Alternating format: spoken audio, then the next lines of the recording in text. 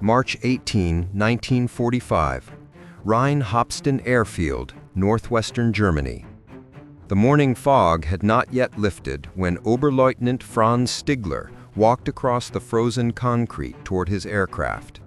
The Messerschmitt Me 262 sat in its revetment like a predator, its twin UMO 004 turbojets silent, but somehow menacing even at rest. Stigler had flown Bf-109s over the Channel in 1940, had survived 5 years of war, and thought he understood fear. But this machine unsettled him in ways he could not name. The jet was faster than anything in the sky. On paper, it was invincible. In practice, it was killing its own pilots almost as often as it killed the enemy. The engines flamed out without warning. The nose gear collapsed on landing. And when it flew, it drank fuel so greedily that combat time was measured in minutes, not hours. Stigler's wingman, Lieutenant Werner Hoffmann, was 20 years old. He had 40 hours in the Me 262. Most pilots had less. The Luftwaffe was feeding them into these aircraft with training that would have been inadequate for a bicycle, let alone a machine that could reach 870 kilometers per hour. Hoffmann's hands shook as he climbed into his cockpit. Stigler pretended not to notice. The mission briefing had been brief. American heavy bombers were approaching from the west, B-17s flying in their massive combat boxes, engines droning like the voice of an industrial god. Somewhere above them, P-51 Mustangs prowled, waiting. The Me 262s of Jagdverband 44 were to climb, intercept, and break up the formations before they reached the synthetic oil plants at Luna. Hitler had ordered every jet into the air. Reichsmarschall Goering had promised miracles. The pilots knew better. Stigler ran through his checklist with the mechanical precision of a man who trusted routine more than hope. Fuel pressure, control surfaces, gun camera.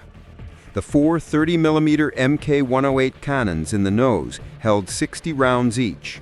Every shell had to count. At the speeds the Me 262 flew, firing windows lasted 2 seconds, maybe 3. Miss, and the bomber stream would be gone, disappeared into its own defensive crossfire. The starter cartridges fired with a sharp crack.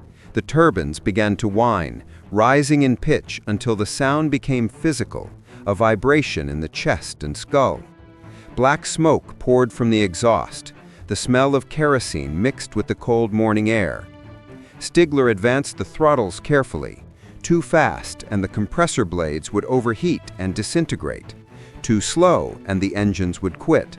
There was no margin for error. They lifted off in pairs, the concrete runway blurring beneath them.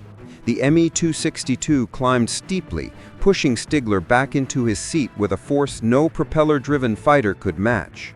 Through the canopy, the landscape fell away, fields and forests reduced to texture, the Rhine a silver thread in the distance.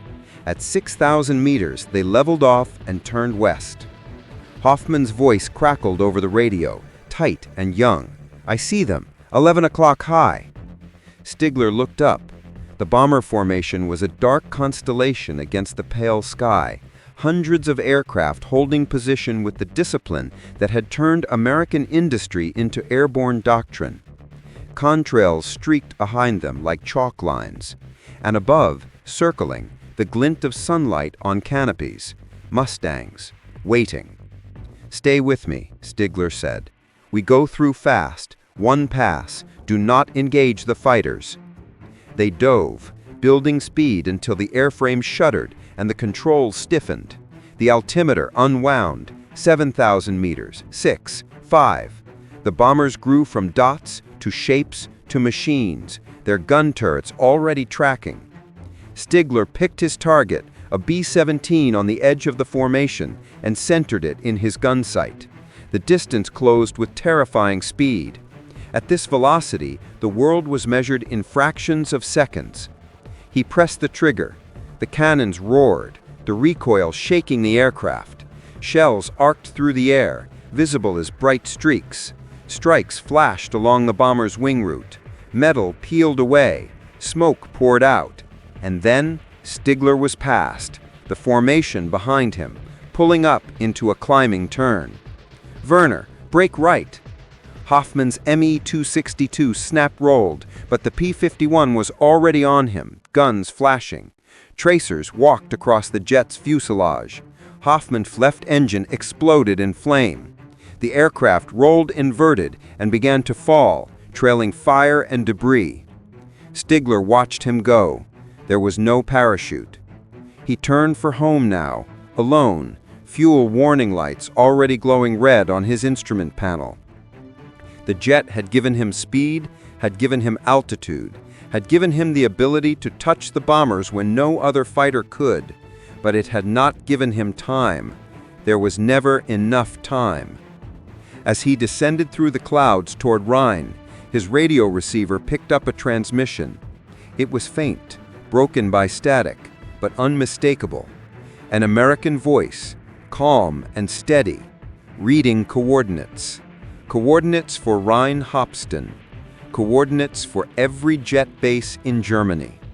They knew. They had always known. Stigler lowered his landing gear and prepared to land at an airfield that might not exist tomorrow. April 10, 1945. Brandenburg-Brest Airfield, 60 kilometers west of Berlin. The airfield had been bombed 3 times in 2 weeks. Craters pocked the runways. Wrecked aircraft lay scattered like the discarded toys of angry children. Franz Stigler stood beside his Me-262 in the early dawn, watching the mechanics patch bullet holes with whatever materials they could scavenge. There was no aluminum left. They were using fabric and wood glue. Jagdverband 44 had been pulled back to Brandenburg after Rhine was rendered unusable. The unit's commander, Generalleutnant Adolf Galland, had personally shot down 2 B-17s the day before and landed with 1 engine out. Galland was a legend, an ace with over 100 victories, a man who had argued with Goering and Hitler and somehow survived. He gathered his pilots in the remains of the operations building that morning, his face gray with exhaustion. "Gentlemen," Galland said, "the war is over. You know this, I know this, but the bombers do not stop coming, and we have aircraft that can still fly, so we will fly." There was no talk of victory, no invocation of duty or fatherland, just the simple arithmetic of men and machines against time. Stigler's orders were to patrol the approaches to Berlin and engage any heavy bombers attempting to strike the remaining government facilities. The Americans were flying deep penetration raids now, ranging across Germany with impunity, hitting targets that had once been considered untouchable. The Me-262s were the last credible defense, and there were fewer than 50 of them left operational. He took off at 0630 hours, climbing into a sky streaked with the smoke of a burning country. The Jumo turbines howled. The fuel gauge read 3/4. That gave him perhaps 20 minutes of combat time, less if he used full throttle. He turned east, following the Havel River toward Berlin. The city appeared through the haze, vast and broken. Entire neighborhoods had been reduced to rubble. Fires burned unchecked. And above it all, the bombers came on, their formations tight and disciplined, their purpose absolute. Stigler counted 40 aircraft in the lead group, B-17s from the 8th Air Force, their olive drab paint dull in the morning light. He armed his cannons and dove. The attack run was textbook. Stigler came in from above and behind, closing at over 150 meters per second, too fast for the gunners to track effectively. He fired a 2-second burst. Shells hammered into a bomber's No. 3 engine. The cowling disintegrated. The propeller tore loose and tumbled away. The B-17 dropped out of formation, trailing smoke and fuel. But as Stigler pulled up, his right engine coughed. The turbine temperature spiked into the red. Fire warning light. He shut down the engine and activated the extinguisher, but the light stayed on. The Me-262 could fly on one engine, but it was slow, vulnerable. He turned west, away from the bombers, away from the Mustangs that were surely coming. He made it 30 kilometers before the engine caught fire again. This time the extinguisher did nothing. Flames licked back along the nacelle, bright and hungry. Stigler opened the canopy. The slipstream roared in. He released his straps and pulled himself up, fighting the wind, and pushed away from the aircraft. The parachute deployed with a brutal jerk. Stigler hung in the straps, watching his Me-262 spiral down, a torch against the pale sky. It struck the earth in a field south of Nauen, exploding in a ball of orange flame and black smoke. The wreckage burned for minutes, then subsided to smoldering metal. Stigler landed hard, rolling in the mud of a farmer's field. He gathered his parachute and began to walk. Soviet forces were advancing from the east, American forces from the west. The Luftwaffe no longer controlled the airspace above its own capital. The Me-262 had been a wonder, a glimpse of a future where jets would dominate the sky. But it had come too late, built by a regime that had already lost, flown by pilots who were running out of fuel, time, and sky. He walked through the morning, past refugees fleeing the fighting, past burned-out vehicles and abandoned equipment. The war would end in weeks, perhaps days. The Me-262 would be studied, copied, its technology absorbed into the arsenals of the victors. But for Franz Stigler, there would be no more flying. The sky belonged to someone else now. By midday, he reached a village and surrendered to an American patrol.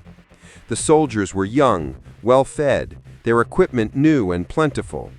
They searched him, took his sidearm, and gave him water.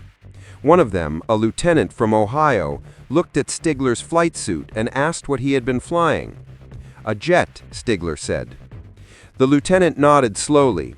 "We've been hearing about those. Fast?" "Very fast," Stigler said, "but it doesn't matter anymore."